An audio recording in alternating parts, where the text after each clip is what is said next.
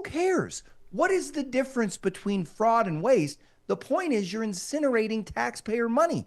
And these are the only idiots in the world that could find a problem with that. Right? Right? Like, and it's so disingenuous. Well, I think if you show up and say in a few months you can cut $2 trillion out of a $7 trillion budget, you're not going to succeed. If there was a modest cut, and a challenge to be more efficient or to get others to step up, I'm fine with that. But 80%, that's going to be millions of deaths, and it's a mistake. Hello, Zach Abraham. Overwhelmed, underwhelmed, no opinion on the U.S. China semi-deal? Look, the way that I would say this is you got to be tacitly optimistic. I think that, like you and I discussed, I think that a lot of this talk about the U.S. has no leverage on China and Trump's going to blow up the entire world. All of the doomsayers that said we had no leverage on China and this is economic suicide were horrifically wrong again. And was Trump's gambit risky? Yeah, but if talks went anywhere near as constructively this weekend as the administration suggests and markets seem to think, then I think the only takeaway from that is this was causing far more angst and pressure on China than any of Trump's detractors would admit. And I think that this has to, at this point, go in yet another one in the L column for those folks. Yeah, and it's like still TBD because, I mean, based on what we know about it so far, even they're acknowledging this is a pathway toward more conversation. So even the Trump administration is saying these conversations aren't done. So the media jumps on it. Oh, is this enough? He didn't do enough. It's like, no, they're literally telling you the conversations aren't done. This is an agreement to continue to talk about how to even the playing field a little bit and how to get China to help cut down on the flow of fentanyl ingredients into Mexico, which come up to the United States, which is also a problem. Yeah, pure speculation on my part, but me kind of reading through the tea leaves and listening to what they were saying, what it sounds to me like is that they were positively surprised by the tenor and the tone on the Chinese side and the willingness to address some of these issues. Yeah. Right?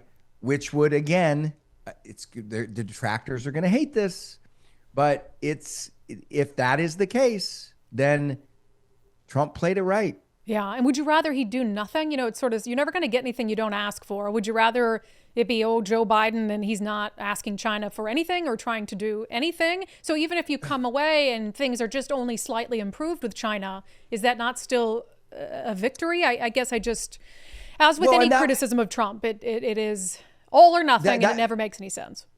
Yeah, that was the argument that I've had from the beginning. And I've even had disagreements with my head of research about that because he was negative. And I said, look, I see this. I'm sorry, but I see this as being very convex, meaning in order to have believed that this was going to be pure economic devastation, you had to believe a couple things. You had to believe, A, that we had no leverage. We would get nothing out of these trade negotiations and we couldn't make things better. And B, you had to also believe that Trump would keep his foot on the pedal and run right into the brick wall, right? That's just clearly not the case, and I think you can see that he was willing to pull back on those tariffs. Worst case scenario, you default back to where you were. Yeah. Yep. Right. And nobody was not gonna do that. It wasn't like, no, you said no. Not like China was gonna be like, no, you said tariffs. We're not going to let this amount they have a trade surplus with us, right? They're going to gladly agree to go back. So even if you didn't get anything done, what's the downside to that? Yeah. I don't now, maybe some embarrassment or not looking as strong on the world stage, but we're America, whatever. Yeah. You got to try. And look at the border. All you had to do is just try at the border and look at where things are now. Okay, 60 Minutes covering DOGE's work. Shock of the century. Very critical.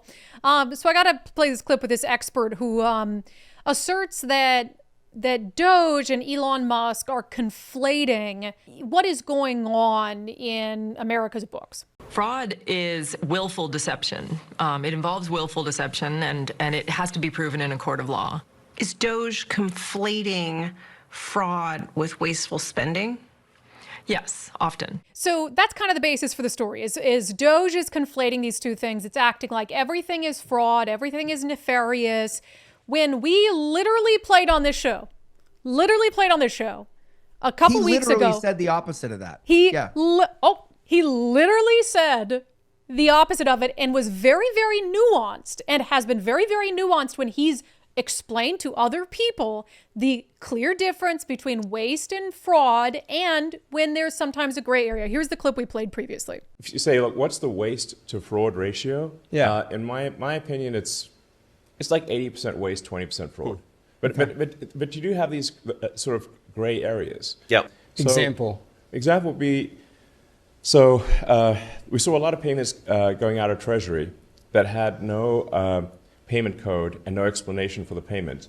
And then we're trying to figure out what that payment is, and we'd see that, okay, that contract was supposed to be shut off, but someone forgot to shut off that contract, and so the company kept getting money. Wow. Now, is that waste or fraud? Yeah, both. Yeah. Yeah, exactly. I mean, both. It's sort of If a you gray know you're area getting something because you're not supposed to get. You're not supposed to get it, but the government sent it to you, and nobody from the government asked for it back. On multiple occasions, he's been very nuanced about this is waste, this is fraud, there's some stuff with a gray area. In 60 Minutes turns around, Platform's a talking head who says, DOGE is conflating waste and fraud. What's the point? What's the point? What is the point? Because here's the deal. Okay, so if a company or a group or a 501c3 or whatever is given a grant, and that grant, to the best of the government agency's knowledge that gives it to them, is given legally, but those people do not use 100% of the funds the way they said, or 80% of those funds get absorbed by operating costs and bonuses, and the government didn't know that, that's fraud, right? Because the end use of the money is how we define fraud. We're not saying the government, it's all on the government and they're committing fraud. But if we're giving grants and those people are not using the money for that, which we've got hundreds of examples of that, that's fraud. And at the end of the day, who cares? What is the difference between fraud and waste? The point is you're incinerating taxpayer money. And these are the only idiots in the world that could find a problem with that. Right. Right? Like, and it's so disingenuous, just the way they discuss it, right? Trying to delineate between the two, right? Because it is the end use, right? If we find out that the government spent $5 million or $5 million on some ridiculous, this little tree frog over. Is that fraud? No, but the end result is exactly the same. And, transgender studies over in Ireland or wherever. No, it's not fraud. You gave it out legally, but the impact is the same to me. It's completely wasteful, irresponsible spending. So whether you meant to burn down the building or whether you did it because you had a cigar party and you decided to top it off with a gasoline fight, I don't really care. Either way, the building is sitting in ashes, right? It is exhausting. You're going to do a 60 Minutes article on the efficacy of DOGE, the only government agency that has looked into wasteful government spending in the last 50 years. Really, that's at the top of the list of things we're worried about? I mean, this is nuts. Well, and rather than saying, hey, here's some of the very serious things they're finding, but you're right in that positioning waste as somehow less bad. And I get it that there's a criminal intent element lacking. Sure. But waste, even according to Elon Musk, is much more prevalent than fraud. So the amount of money that's being pissed away or wasted far exceeds the amount of money that's being stolen via fraud or misused via fraud. So in a lot of ways, waste is the bigger problem. But the news has to sort of, it's not fraud. It's just waste. It's like the you mentioned all the time, this Department of Defense lady who's like, it's not fraud. We're just missing billions of dollars. And it's like, okay, but so you're missing it. So you don't know where it is. They have to, mince words in order to try to prove a point against Elon Musk. It's and the thing that angers me about it too is it's so misleading, meaning people need to understand the way government functions. And they need to understand that at best it's a leaky sieve, not because they're all trying to screw you over. It's because they are making financial decisions with political motives. You got to get that out under control. And anybody standing in the way with that is an enemy of the people. Yeah, I agree. And that includes sometimes the media. I used to hate that enemy of the people label. And now I'm like, God, you guys really are making it hard for me not to agree with it sometimes, because you're really doing a crappy job. Yeah. And this is a perfect example, because the people now that are picking up this mantle, what are they defending? This isn't a chop job on the DNC. This isn't aimed at any political party. This is looking at just government agencies, right? Like nobody gets political egg on their face here. That's not what it's about. And they've managed to politicize cutting wasteful spending. Well, yeah, you make a good point that Democrats are almost aligning themselves with the waste. Like they're on the side, like they're on the side of the criminal illegal aliens, and they're on the side of the people wasting our money on dumb stuff. They're really picking the wrong side a lot, especially for a party that just lost their ass. Well, and look, there's a tremendous political opportunity here for the administration and people. Look, keep taking on issues that are completely common sense and that were once considered middle ground. And the minute Trump supports it, they've got to stand on the other side. They can't even clap for children with cancer. Yep. Yeah. Right. That's where we're at. True. Literally. All right. With that, let's get to our DOGE Miss of the Week. We both love cost saving. I think we've established that. But is the best way to cut costs importing a 747 Air Force One from Qatar for free? The Trump administration has announced that because they're in desperate need of a new Air Force One, Qatar has agreed to give them a 747 they've used that's been called the Palace of the Sky to use as Air Force One in the United States, because apparently Boeing is taking too long. So Donald Trump sent out a post on Truth Social to criticism. He says, so the fact that the Defense Department is getting a gift free of charge of a 747 aircraft to replace the 40-year-old Air Force One temporarily in a very public and transparent transaction so bothers the crooked Democrats that they insist we pay top dollar for the plane. Anybody can do that. The Dems are world-class losers, mega.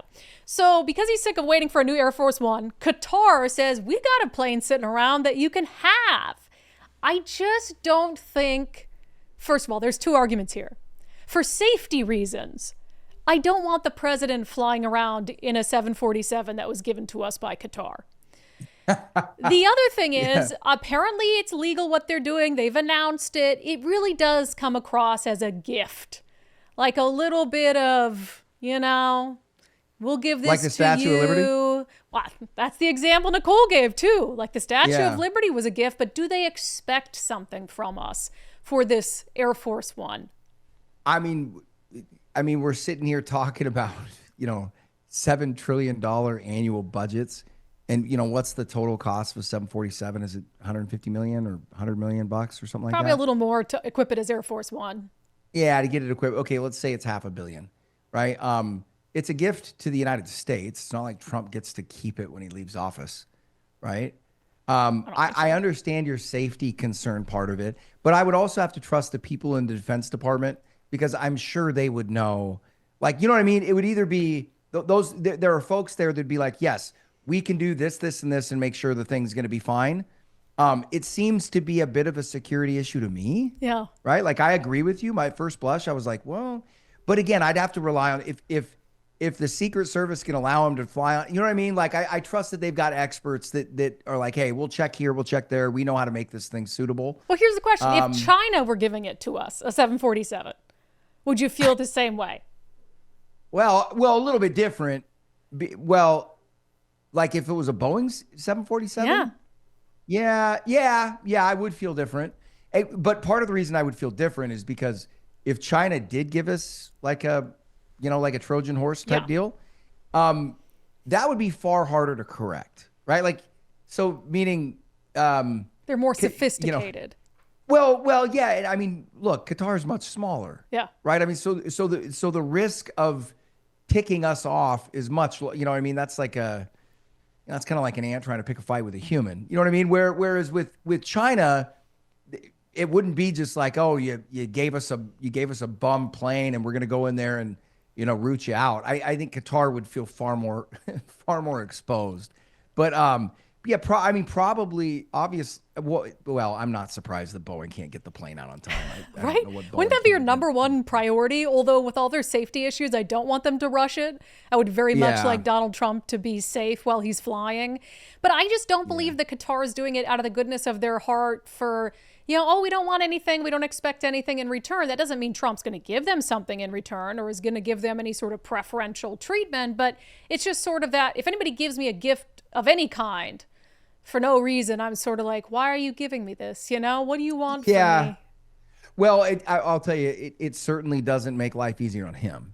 Right. Just because, the left's certainly going to be like, that's a bribe. Now he's Right. taking open bribes. And, but yeah, I mean, the other thing is the existing 747 that big of a problem? Like Apparently it's 40 years old. Air Force One is right now. And they've been trying to, I mean, this has been going on for a long time that they're building a new Air Force One. It's just taking longer. So this one will be the temporary replacement, according to Trump. Yeah, I mean, maybe it's 40 years old. The airframe probably is 40 years old, but nothing else on it's 40 years old. Yeah. I mean, I guarantee you got brand new engines, brand new tech, electronics, all that kind of stuff. If I was Trump, I mean, if I was advising him once again, I'd be like, just wait till Boeing's done. I would too. Just wait. Yeah. That guy, you know what, though? There's a part of it, though, that I have to admire. That guy's willingness to kick the bee's nest over and over and over again and like chuckle about it. Yeah. I literally get tired for him. Yeah. You know what I'm saying?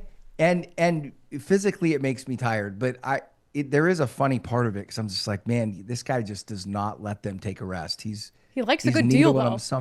He does loves love a a good great deal. Yeah, he loves a good deal. And as it relates to Qatar, I think that you got to look at them in a little bit different light, meaning, look, they do not have nearly as clean of hands as they would like to portray. However, it does seem to me that they're trying to style themselves as sort of the Switzerland of the Middle East. They want to be they want to be buddies with everybody, and that it's hard to discredit that. I mean, if you're positioning yourself as a non-oppositional peacemaker. And that to me, so knowing that about them, this to me just seems kind of like their normal MO. Mm-hmm. Now, are they doing it to get people to look past other things they're doing? Probably in some cases, but this is not like if that offer came from Saudi Arabia, I would look at it a little bit more jaundiced. Sure. But this does kind of fit the Qatari MO. Yeah. Love cost saving. Maybe not in this arena. Maybe that's not where we need to cut costs. But I love how that's Trump's putting it, I saved us all this money. It's funny. All right, Zach, still bullish on Doge? 100%, no downside. All right, still at 100%. One day, not 99, not 98, 100%. Okay. No, cut the cost, man. All right. We'll see you next week. All right, see you guys. Thanks for having me.